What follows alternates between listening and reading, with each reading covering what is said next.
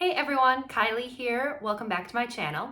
If you are new here, hi, I'm Kylie. I'm an American living in Portugal since 2022, and I make videos about life, finance, and business here in Portugal as an expat. In today's video, I'm going to be talking a little bit about my apartment here in Lisbon, as well as taking you all on a little tour. The purpose of this video is to put into perspective what a 900 euro per month, one bedroom apartment keyword can, look like here in Lisbon. When I was in the process of hunting for an apartment, I really didn't know how to set reasonable expectations or a reasonable price because, like most expats moving here from a foreign country, I never really spent a lot of time on the ground getting to know what apartments are like here or what they actually cost. Moreover, I really didn't have a reference point to create my expectations or create my budget from. Also, what really didn't help me is the fact that Portugal has really been propped up by the media as a place where your money will go quite far. And while that is the truth in some cases, that isn't necessarily the case when it comes to real estate, especially rentals here in Lisbon. So with that said, the point of this video is to help give you all a reference point so that you have a better idea of how to set reasonable expectations for your apartment here in Portugal, as well as setting a reasonable budget. Now, before getting into this video, I want to make a couple of very important disclaimers, so please listen up. First off, I live in Lisbon, and the real estate, especially rental situation here in Lisbon, as well as in Porto, is very different than what's the situation is in other locations in the country, particularly the more rural areas. In the past couple of years, real estate prices in Lisbon and Porto have skyrocketed, and that just really isn't the case in other smaller cities throughout the country, as well as rural areas. While they have risen, it's not nearly as much as what it has been in Lisbon and Porto. Therefore, this video is going to be most relevant to those of you who are planning on moving to either the Lisbon, Greater Lisbon area, or Porto area. Second, the title of this video is what I get for 900 euros per month, not what everyone gets for 900 euros per month. If you've seen my previous videos, you understand that the rental market here in Lisbon is absolutely out of control competitive. It really is hard to overestimate how difficult it is to find an apartment rental here within your budget. And because of this, most people looking for an apartment here have to either reset their expectations or make some concessions. And I, quite frankly, was one of those people. That said, I am not trying to set the expectation that you are going to find an apartment exactly like mine here in Lisbon, especially without having to make some concessions. The fact is, I had to completely delay my move to Portugal twice in order to get this apartment. And as you'll see in just a moment, my apartment is a one bedroom, but it's a very small one bedroom that many people, quite frankly, just wouldn't be comfortable living in. Please just remember that my goal with this video is to help you create a reference point for your overall expectations as well as your budget. That's it. Third, for my own safety and comfort, I won't be showing you the balcony or the outside of my apartment, as well as the area that I sleep in. So thank you in advance for understanding that. Okay, so before I show you around my apartment, let me tell you all a little bit more about it. I live in a one bedroom, one bathroom apartment in the Avenidas Novas neighborhood of Lisbon. Avenidas Novas is kind of considered like the business district of Lisbon.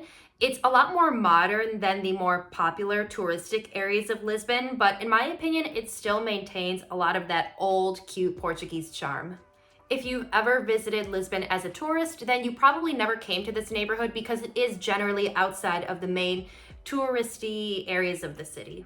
To be honest, when I first moved into this apartment, I was a little bit disappointed in the location because prior to then, I had only really ever visited the touristy areas.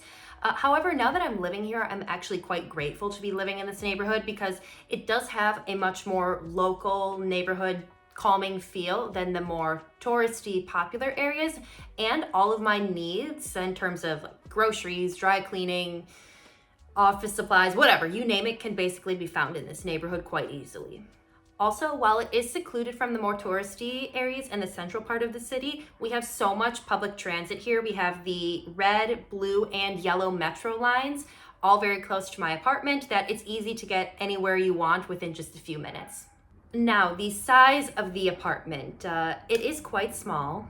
To be honest, I can't remember exactly how many square feet or meters it is, but to kind of give you an idea of its size, when I have friends over, we can really only fit like 4 or 5 people, including myself, in the common areas before it starts to get a little bit uncomfortable. Also, when I have friends over, there's usually at least one person sitting on the floor because I don't have enough room in the living space to add extra furniture for people to sit on.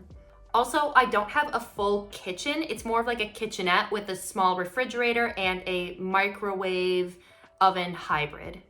Actually, before moving here, I didn't realize that having a small mini fridge or more of like a kitchenette style kitchen was actually quite common for a lot of smaller 1-bedroom apartments here in Portugal. Another thing that was new to me when I moved into this apartment is the induction stove. If you don't know what that is, it's basically a type of energy efficient electric stove. And while it is nice, I did have to go out and buy special pots and pans to use on the induction stove. Typical ones don't work on it. And unfortunately, those pots and pans are more expensive than the regular ones that you would use on a typical electrical stove or gas stove.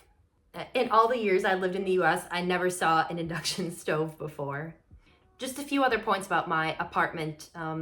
It did come furnished with most of the big furniture elements, including my bed, couch, and dining table.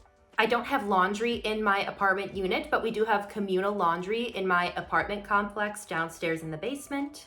Like most homes here in Portugal, we don't have any central heating.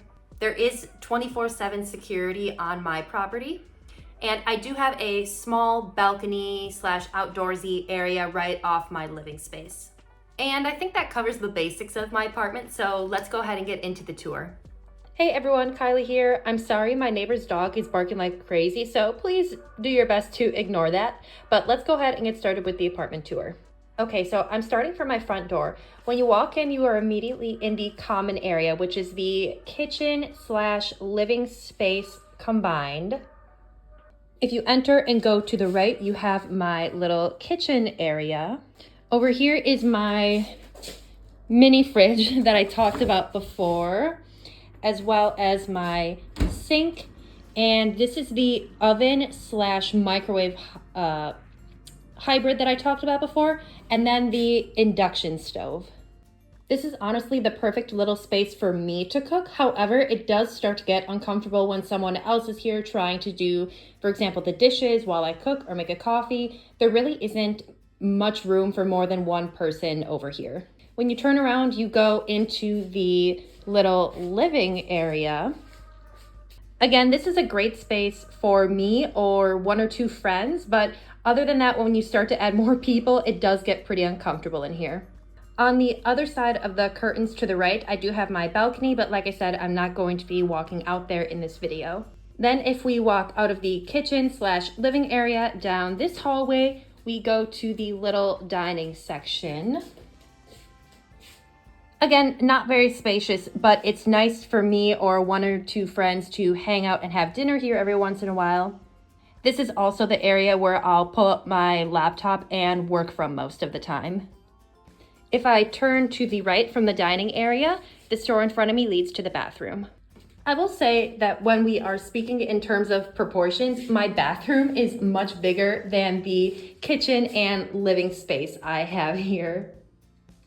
One thing to note about this apartment is that the water heater is very small, and that's typical for a lot of apartments here.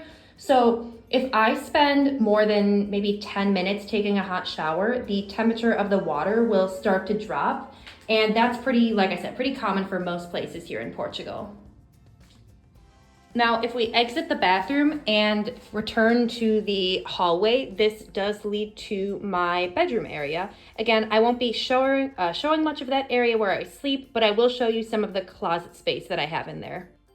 Just for your knowledge, the bedroom is about the same size or a little bit smaller than the kitchen and living area. I don't have much in there in terms of furniture other than a bed, lounge chair, and some bedside tables because, again, it is pretty small and cramped in there. Here in the bedroom, I do have a small walk-in closet where I basically put my luggage, boxes, and other big items for storage. Also in the bedroom area, I have these 3 doors that have more closet space where I pretty much put my clothes and shoes. However, this one over here is a little bit deceiving because my water heater is hidden behind it, so I really don't actually have the full space to use on that part of the closet. Honestly, I don't have that much storage or closet space here in this apartment. If there was somebody other than me, or in addition to me living here, it would honestly be pretty cramped. All right, everybody, thank you so much for watching. That about does it for this video. If you did find the video helpful, please like it. And if you have any comments, questions, thoughts, opinions, be sure to drop them in the comment section. And I hope you'll have a good day. Thank you so much for watching. Talk to you soon, y'all. Bye.